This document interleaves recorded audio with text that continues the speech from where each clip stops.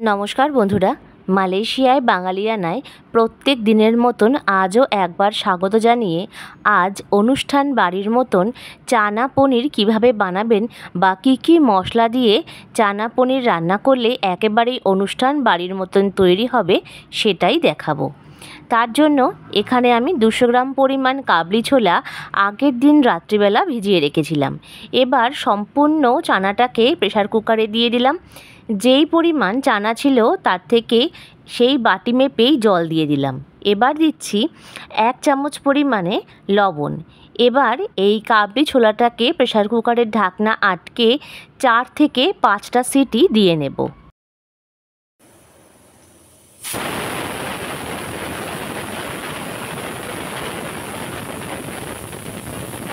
এই কাবলি ছোলা সেদ্ধ করতে মোটামুটি আমার 15-20 মিনিট সময় লেগেছে।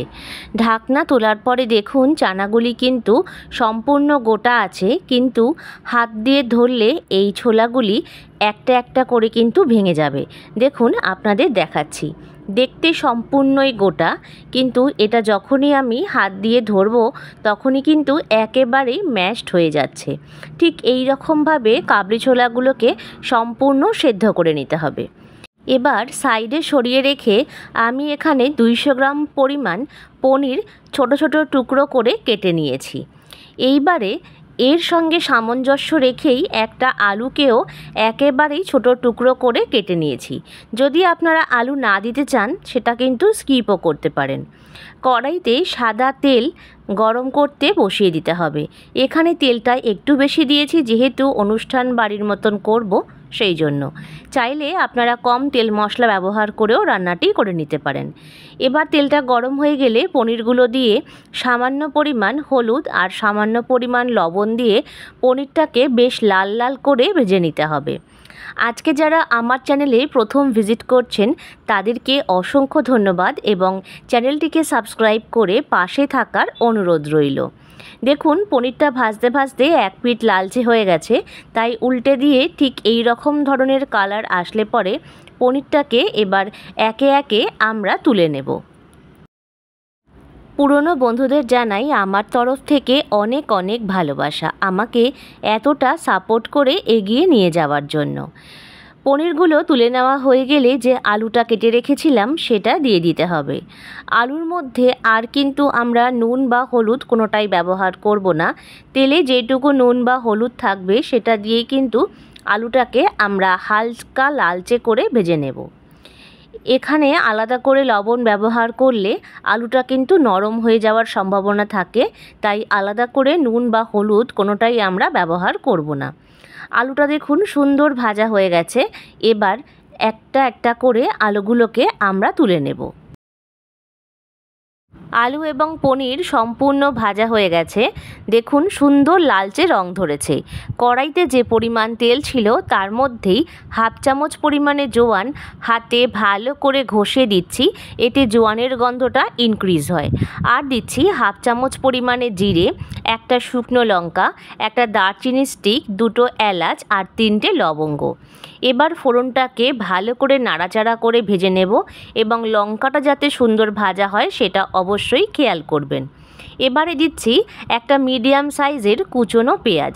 পেঁয়াজটাকে সামান্য নরম করে আমরা ভেজে নেব। গ্যাসের ফ্লেমটা অবশ্যই মিডিয়ামে রেখে এই সময় পেঁয়াজটা সামান্য নরম হলে এবারে দিচ্ছি একটা মিডিয়াম সাইজের পেঁয়াজের পেস্ট। এখানে 2 ভাগে পেঁয়াজটা ব্যবহার করবার কারণ, যদি সম্পূর্ণ পেঁয়াজটা আমি পেস্টে দিতাম তাহলে কিন্তু গ্রেভির ঘনত্বটা অনেকটাই বেশি হয়ে যেত, তাই কিছুটা পরিমাণ পেঁয়াজ কুচি আর পেঁয়াজ পেস্ট ব্যবহার করেছি। এবারে দিলাম 2 চামচ পরিমাণে আদা রসুনের পেস্ট। দেওয়া হয়ে গেলে ভালো করে নাড়িয়ে চাড়িয়ে আদা এবং রসুনের কাঁচা গন্ধটা চলে যাওয়া অবধি আমাদের অপেক্ষা করতে হবে। তেল ছেড়ে আসলে এর মধ্যে দেব 1/2 চামচ পরিমাণে লবণ আর 1/2 চামচ পরিমাণে হলুদের গুঁড়ো, আর দিচ্ছি 1/2 চামচ পরিমাণে কাশ্মীরি লাল লঙ্কার গুঁড়ো, যাতে রঙটা সুন্দর আসে। এবার সম্পূর্ণ মশলাটাকে গ্যাস কমিয়ে ভালোভাবে নাড়িয়ে চাড়িয়ে নিতে হবে।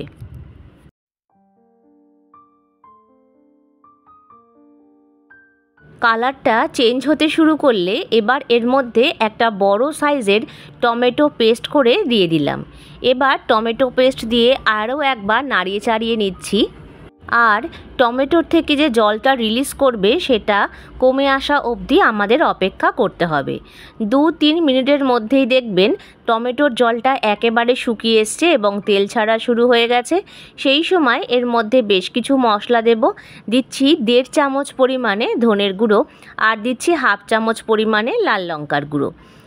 এর মধ্যে কিন্তু আর কোনো মশলা আমরা ব্যবহার করব না।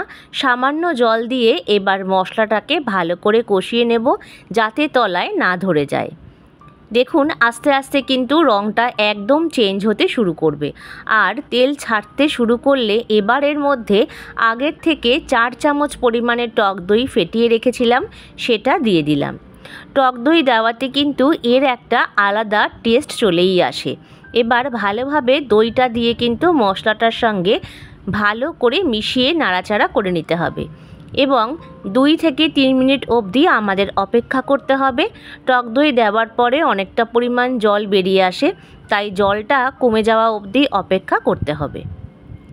এবারে দিচ্ছি 2 চামচ পরিমাণে কাসুরি মেথি ভালো করে হাতে ঘষে।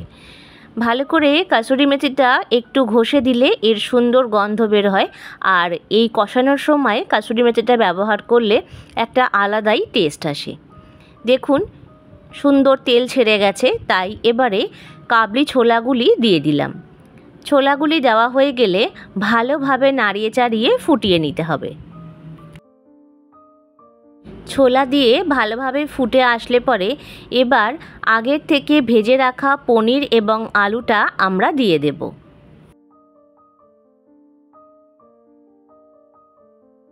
এবার সম্পূর্ণ উপকরণগুলোকে আমরা ভালোভাবে নাড়িয়ে চাড়িয়ে মিলিয়ে মিশিয়ে নেব এবং ভালোভাবে কিন্তু ফুটিয়ে নিতে হবে। দেখুন কত সুন্দর কালার চলে এসেছে। এবারে দিচ্ছি 1/2 চামচ পরিমাণে গরম মশলার গুঁড়ো আর 1 চামচ পরিমাণে ঘি। তারপর ভালোভাবে নাড়িয়ে চাড়িয়ে সামান্য পরিমাণ চিনি দিলাম যাতে স্বাদটা ব্যালেন্স হয়। যেহেতু এখানে আমি টমেটো এবং টক দই দুটোই ব্যবহার করেছি, তাই সামান্য পরিমাণ চিনি এর মধ্যে কিন্তু লাগবেই। এবারে দিচ্ছি কিছুটা পরিমাণ ধনেপাতা কুচি। তারপর ভালোভাবে নাড়িয়ে চাড়িয়ে নিলেই আমাদের কিন্তু অনুষ্ঠান বাড়ির মতন চানা পনির।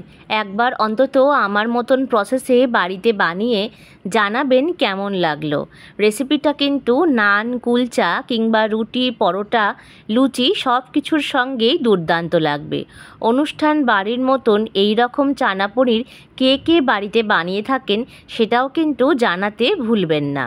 যারা যারা ভিডিওটি ফেসবুক থেকে দেখছেন তারা পেজটা ফলো করে আমার পাশে থাকবেন আর আমার চ্যানেলের আজকে নতুন বন্ধু হলে চ্যানেলটাকে সাবস্ক্রাইব করে আমার পাশে থাকবেন। প্রত্যেকে ভালো থাকবেন, সুস্থ থাকবেন, অনেক আনন্দে থাকবেন। আমি পিয়ালি আসছি পরবর্তী নতুন ভিডিও নিয়ে। ভিডিওটি এতক্ষণ দেখার জন্য অসংখ্য অসংখ্য ধন্যবাদ।